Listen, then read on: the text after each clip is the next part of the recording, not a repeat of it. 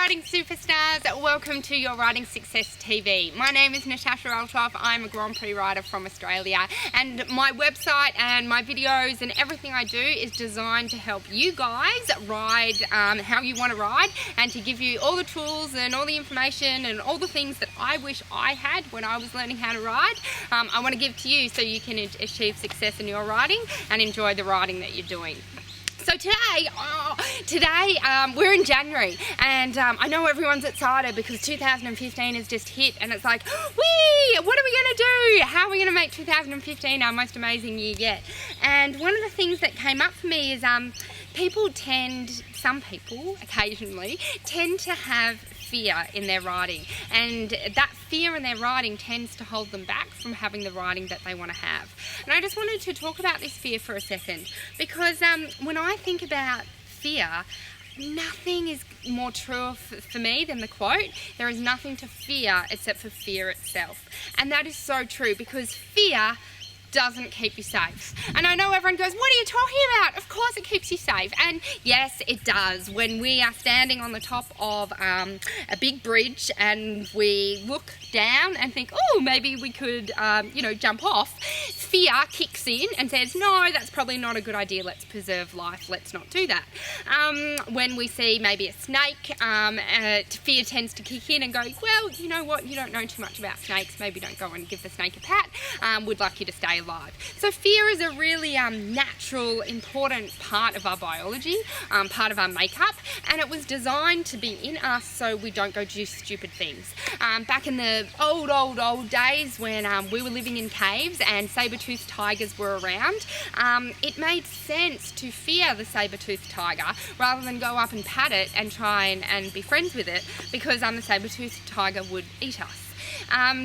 But nowadays, we live in the 21st century and there aren't saber-toothed tigers. And yes, there's still a few things that we need to have fear around, but not to the extent that I know many of you live your lives and live in your riding, where there's just fear everywhere. So I just wanted to do a bit of a video about it, just to maybe open up your thinking a little bit and go, okay, that's great, that's what fear does for me, but what does fear cost you? What are all the missed opportunities and the missed experiences that you've had because of fear? I used to be a singer years ago, and I loved to sing, but I was scared to sing in front of people years and years ago. And I think, so by living my fear and allowing the fear to, be around and going, okay, well, I'm scared of doing that, yay me, I got to not sing in front of people. So you could say, yay, I successfully, didn't have to live my fear because I didn't have to go out and sing in front of people. That's great. But what did it cost me? I then, therefore, never got to go on stage and never got to sing, even though I love to do it, in front of people, in front of a stage, on a stage, in front of everyone, and never got to have that experience. And when I look back now, it's a regret that I have, even though I don't live in regrets and everything's fine, and I've learnt a lot about it, but that's a missed opportunity. Where are you in your riding that you think, I have fear in my riding, I don't want to canter. So you successfully don't live your fear and you don't canter. Good on you, good for you. You're not cantering. You're smarter than your fear, because you're not going to canter, so therefore you're not going to feel that feeling in your stomach and feel scared.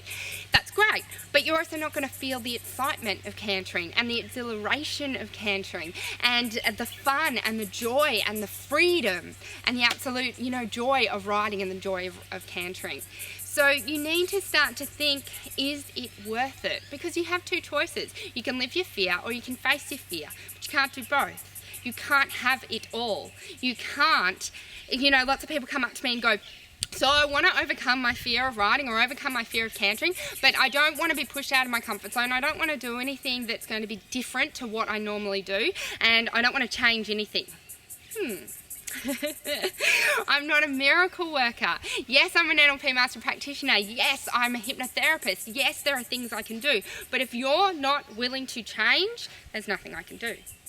So when I work with riders or work with people, I have to be sure that they're committed to creating change, to stepping out of comfort zone, to doing something new, to doing something different, because that's where the excitement is and that's where the fun is. And you can go, oh, but I wouldn't want to do that. That sounds hard and that sounds scary and that sounds like doing something different and, oh, I wouldn't want to do that. Okay, welcome to your results. Welcome to the riding that you're going to currently have. To have a different riding experience, to have a different riding result, you've got to do something different.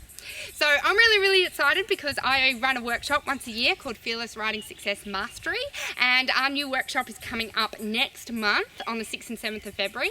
So if you guys would like to know more information about that workshop, or I've also recorded 3 videos, how to overcome your fear in 3 days. If you would like to get a copy of that, you can go to my website, www.yourridingsuccess.com, and click on the Overcoming Fear button, and you'll get access to all that information. So have a super year this year. Have fun with your fear and have a think about, you know, living your fear or confronting your fear, and which path and which road you would like to take. And I look forward to sharing more cool stuff throughout the year. Okay, bye.